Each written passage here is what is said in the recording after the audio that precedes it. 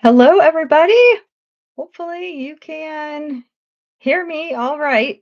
Maybe somebody can put something in the chat box to let me know that you can hear me okay.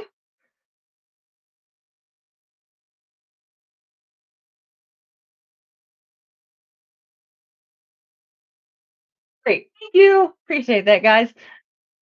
I'm still a little bit of a novice at the YouTube live, so I appreciate that. Okay, and hopefully you should be able to see this presentation that I have pulled up as well. But anyway, I am Karen Bryla McNees, dietitian with the UK Health and Wellness Program, and I am the lazy dietitian. Many of you have met me before. For anyone who I have not met, welcome, and it's nice to have you here. So, just as a little recap, I started the Lazy Dietitian in early 2024. We did a three-part series where I introduced kind of my idea of healthy-ish eating, what that is, what that looks like in real life, to help people kind of balance nutrition with the reality of busy lives. Okay, and then we picked up on that this fall, and I did a couple presentations prior to this one. So in August, we talked about saving time and money grocery shopping. So we talked about how to get the groceries into your house, right? And do it in a efficient and budget friendly way. Then in September, we talked about how to set up an efficient kitchen so that your kitchen is set up for success in terms of how you have it organized and stocked and those kinds of things. So that kind of brings us to the final installment of this three-part series today, where we're going to talk about how to save time and energy in the kitchen. And by that, I mean actually cooking and preparing food, right? The prior two sessions were meant to get us ready for that by doing the food shopping, getting our kitchen organized and ready to use efficiently. And now we're ready to cook. Okay. So that's kind of been the progression of this series. And if you weren't able to watch the prior two from August and September, I definitely encourage you to do that. Okay. Well, with that, let us get into the content for today. So you might be surprised to see that I have broken down the process of the discussion today into four stages of kitchen activity. You might be thinking, well, geez, Karen, you told us we were just going to be talking about cooking today. Cooking, in my mind, is just one of the four stages. And I would actually argue that pre preparation and preparation are almost at least just as important, if not more important, than the actual cooking process itself. Okay. And maybe you're surprised to see too that there's a pre preparation.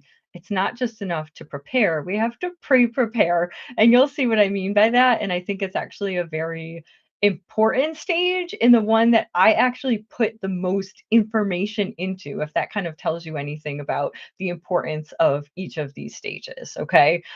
So, yeah, let's work through each of those.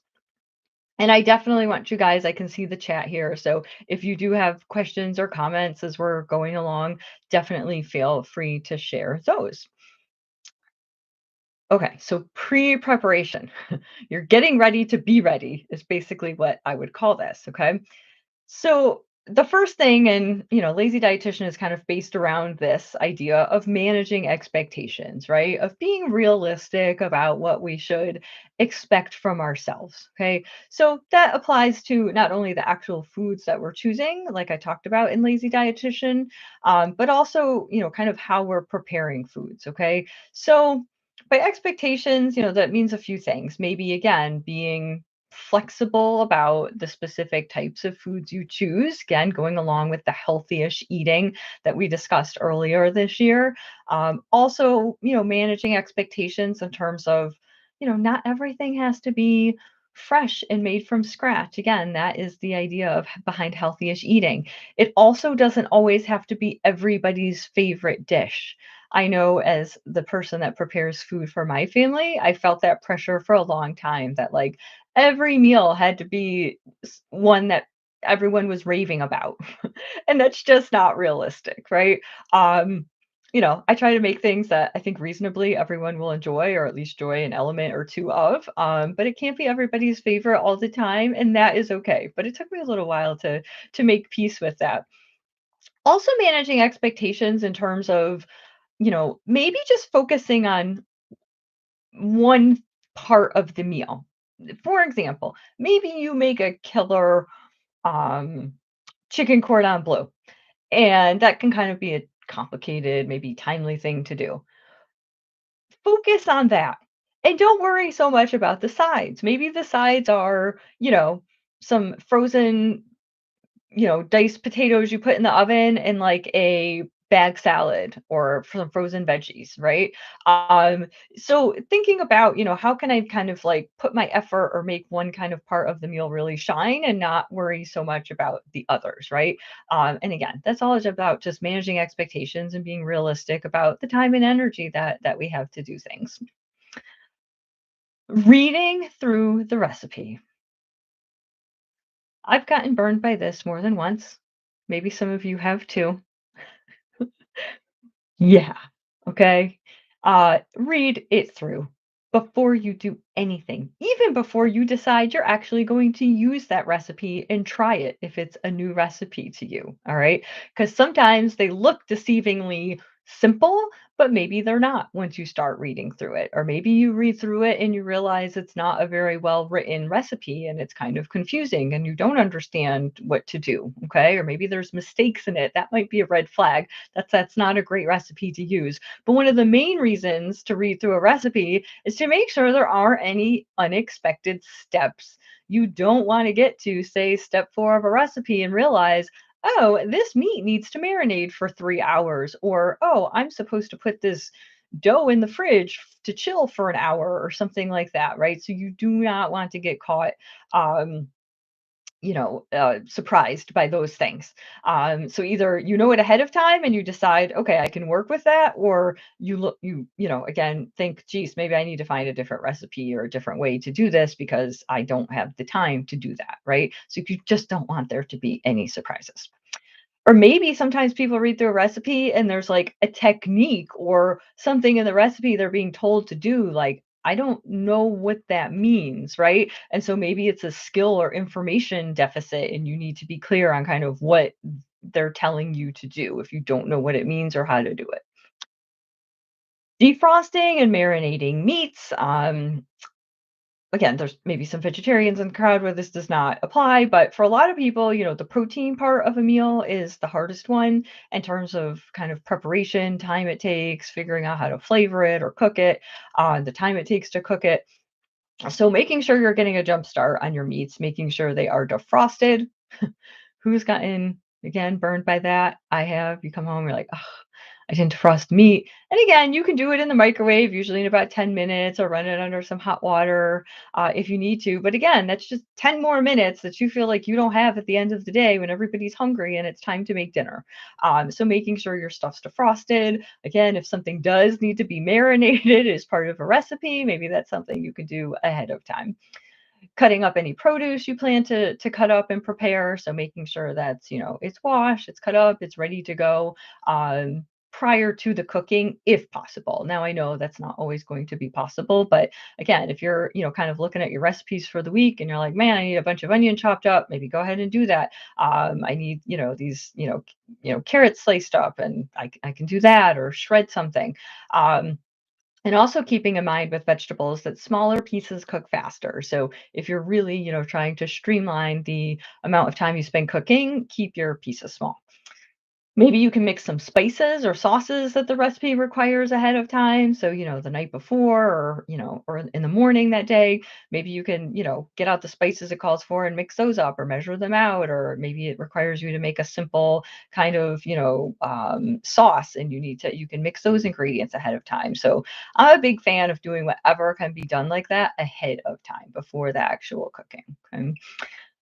And of course, this is what we spent a lot of time talking about earlier this year with the lazy dietitian and healthy-ish eating, but using ingredient shortcuts and understanding that there is no shame in doing that. Okay. again, maybe you don't want to mix spices and you want to just buy some taco seasoning. That's what I do. I look for the low sodium version, make it a little healthier.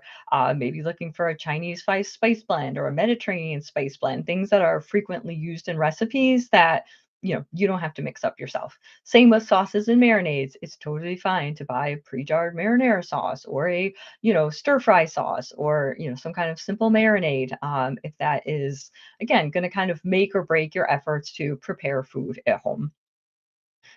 Buying, of course, pre-cut or frozen produce. I am a huge fan of like, yeah, the bags of frozen chopped onions, for example, and the little squeezy garlics and gingers, and maybe already cut up, broccoli and cauliflower florets. Buying even something like baby carrots that's already ready and very small and will cook very quickly. Also, thinner cuts of meat, those cook faster. So, looking for something like chicken cutlets or also what's called thinly sliced chicken breast, that will cook in like half the time of a regular chicken breast, but you can do the same thing with it. Okay, since I mentioned recipes, I do wanna spend a minute talking about that because I've I've been the victim of poorly written recipes. Now, sometimes it's my fault and it's human error and I make a mistake by not following the recipe properly, but sometimes recipes are just poorly written. And so you really do kind of want to be thoughtful about where you get your recipes from. Reputable sources, maybe ones where recipes have a lot of reviews, which we'll talk about in a second, or that get that you see cross-referenced in a lot of other blogs or websites, ones that maybe you've had your own experience with of having recipes that tend to come out well and that you like. Again, whether this is online or in a cookbook, you just want to be careful. And again, reading through it beforehand will, I think, help inform you of whether this is a well-written recipe or not. Like, do the steps make sense? Are there any mistakes? I mean, sometimes I look at recipes and I'm like, oh, this ingredient was listed in the ingredient list, but it never tells me where to use it or what to do with it, right? So things like that might be red flags. So just be careful with that. Make sure it makes sense to you and it sounds like it has a reasonable chance of being successful. I find the recipe reviews really helpful, especially if it's one that I haven't used before. The recipe reviews crack me up because I don't know if you guys have noticed, a lot of times they're people who haven't even prepared the recipe. So you'll see this recipe has like 5-star reviews from all these people, and you look at the comments and it's just a bunch of people saying, "Oh, this sounds really good. I can't wait to make this." Blah blah blah. They've never actually made it. Well, that's not so helpful, and maybe the ratings mean a little less. But when you read reviews from people who have made the recipe, that's really helpful as well, because they might tell you like, "Oh, I don't really like super spicy things, so I changed this and didn't use as much of the chili pepper," or "This is how I made it, maybe a little bit low carb," or "I wanted the sauce a little thicker, so I did this." So you kind of get a sense maybe of what pros and cons people have to say about the recipe and how you could anticipate making your own changes to it based on that. You also want to do strategic recipe searches. Okay. This is the great thing about the internet. Also, the bad thing, because it can be really overwhelming with all the recipes we have access to. But you might want to search for things like one pot or sheet pan meals. That will be, again, much more streamlined in terms of preparation and cleanup. Something that says 5 ingredients or less. There's lots of websites and recipe collections based on that. Quick and easy recipes. I also find budget or family friendly recipes tend to be pretty simple too, where they use very easy to find simple ingredients. They don't use a lot of ingredients. So those are good search terms as well. Also, if you've made a recipe and again, it was new to you, you might want to make some notes on the recipe afterwards. And this would be the value of, again, if you're able to, printing it out. As much as I love technology, I also love some things on paper, and that includes a recipe. I am, my husband works in the printer industry, so I'm easily able to print things out at home. But if you're not, at least maybe make a, you know, note in your phone or something, or have a little document there where you can make notes about the recipes you prepare, so you can remember it next time. Because I am always, fiddling with recipes and making little changes. And, I realized when I started doing this that if I don't write it down and keep track, I forget. The next time I pull out the recipe, I'm like, I know I made some changes to this, but I can't remember what it was now, right? And then you're on the learning curve all over again. So trying to make notes if it's something you want to make again, but want to make some changes, keep track of that somehow. All right, preparation. Not sure if you guys have ever heard this phrase. It's French, mise en place. I'm probably not saying it properly. Um, but the French or the English translation is everything in its place. And so this is kind of the main theme of getting ready to cook. Get everything out in its place and ready to go. It's like when you watch those cooking shows, right? And they have everything all laid out and ready to roll. Kind of like this fancy picture here. I mean, my mise en place doesn't look like this, and that's okay. Yours doesn't have to either. But the idea is just having all your equipment out and all your ingredients out that you need, so you're not constantly wasting time or energy walking back and forth, between the cabinets and the pantry and the refrigerator. Okay. It also is a great opportunity to make sure you have everything you need. Sometimes I've been in this phase where I'm pulling all my ingredients out and all of a sudden I realize, oh no, I don't have this, like some critical ingredient I thought I had.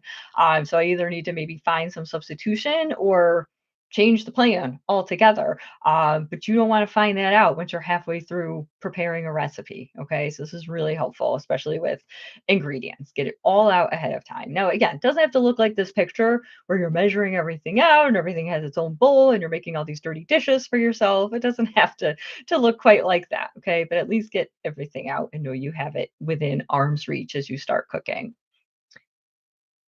Determine order of tasks. Now, a well-written recipe will usually do a pretty good job of this, right? In terms of guiding you through the most efficient way to prepare that food. All right.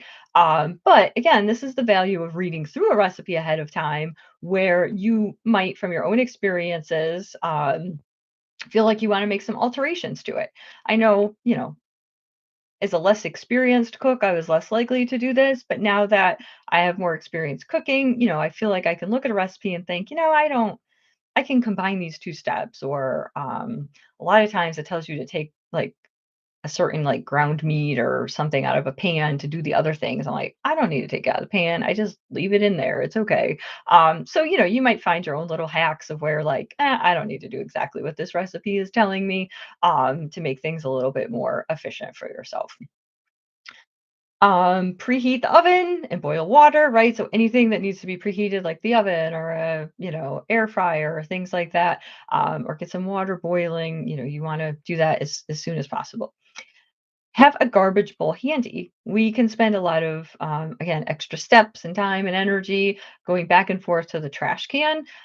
So maybe try to have like a dedicated bowl, or sometimes I just use like the little produce bag that comes from, Kroger, wherever, that I've emptied out with produce I'm about to use. And I use that as like my little garbage catcher.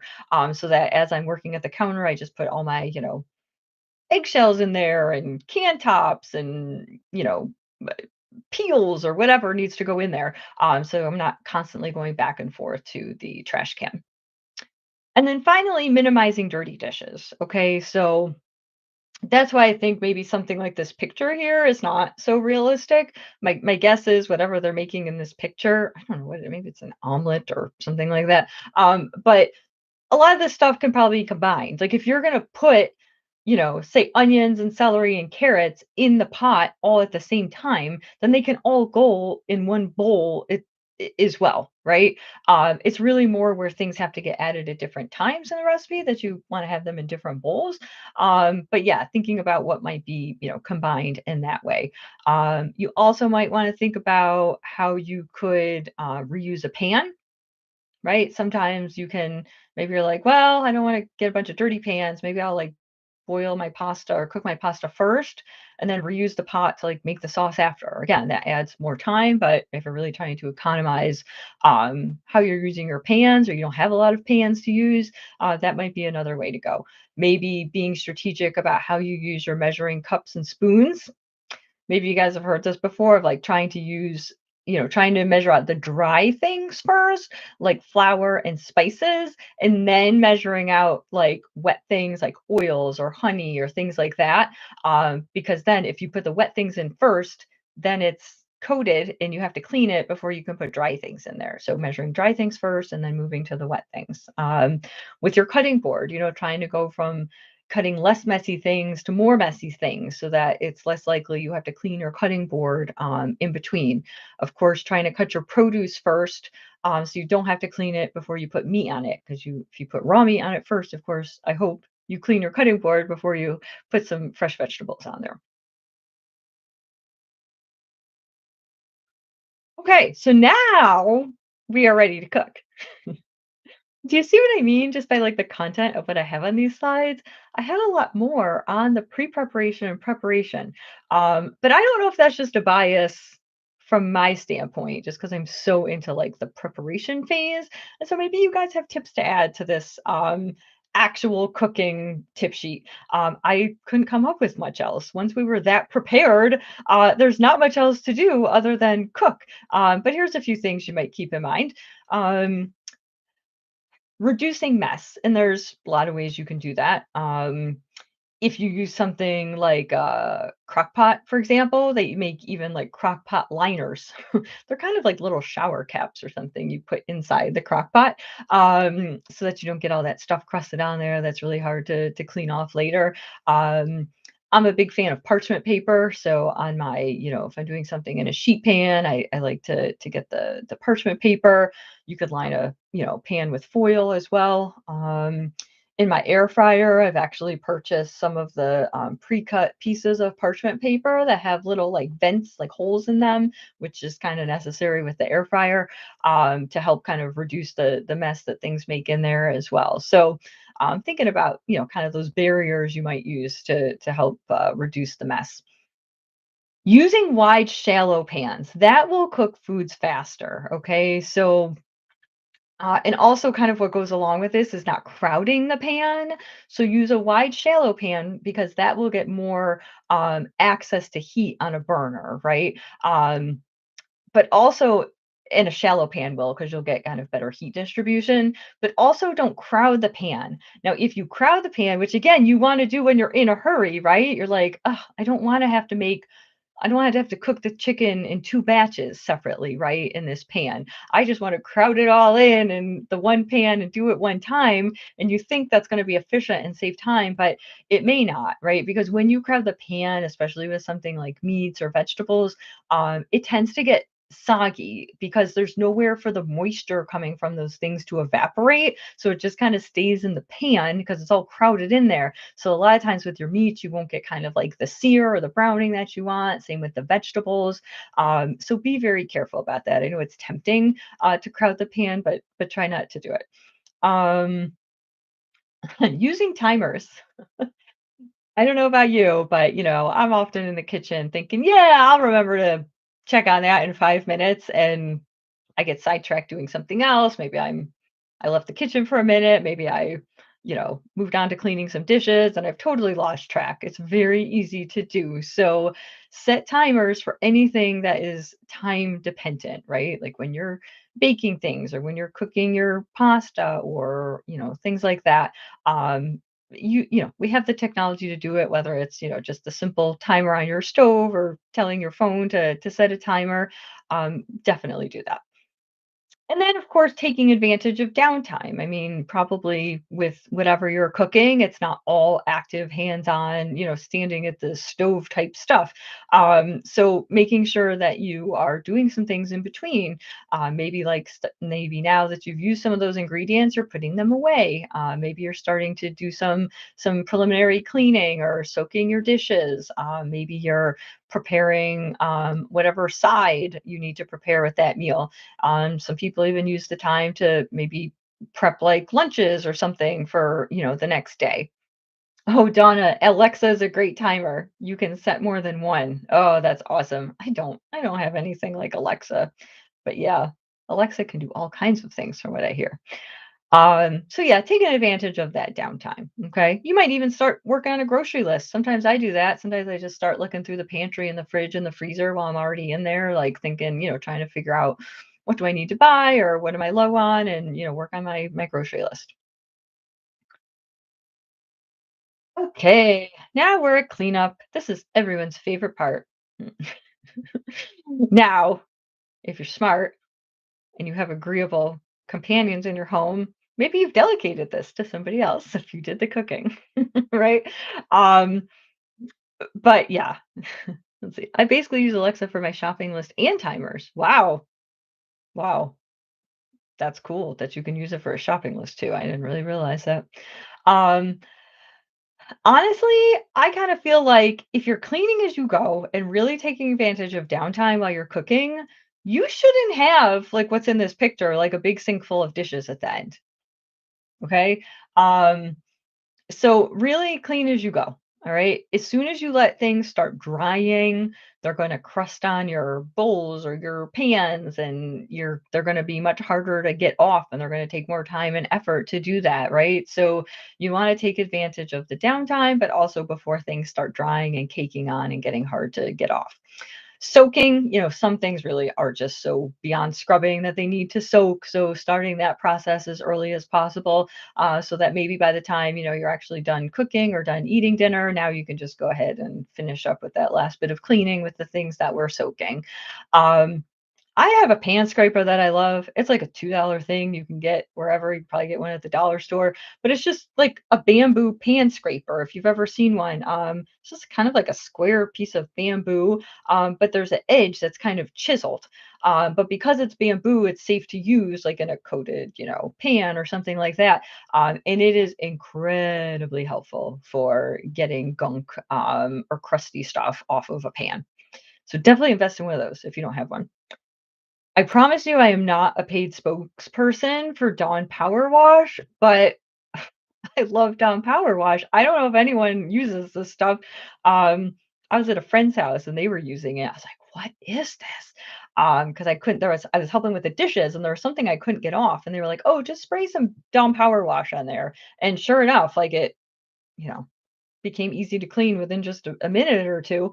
But then, my friend was like, "Oh, I use this on everything. I use it for like stains on my clothes and all kinds of stuff." So I bought some and I have to say I love it. I do. I use it for everything. I use it for cleaning. I use it for my dishes. I use it for my laundry. Use it. There's a little carpet stain. I don't know what it is or how it works, but it's pretty awesome.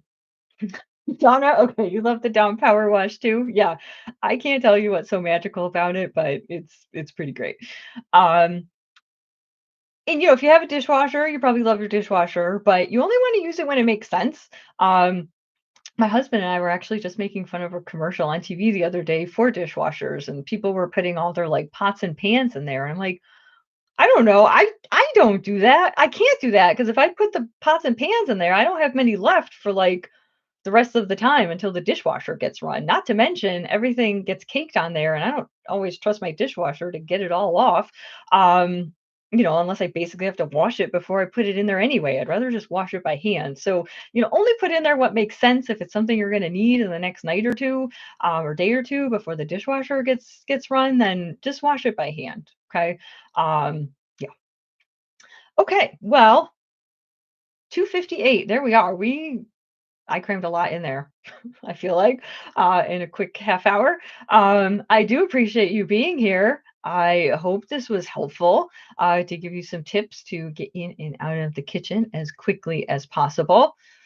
Anybody have any closing thoughts, comments, suggestions of their own we didn't mention?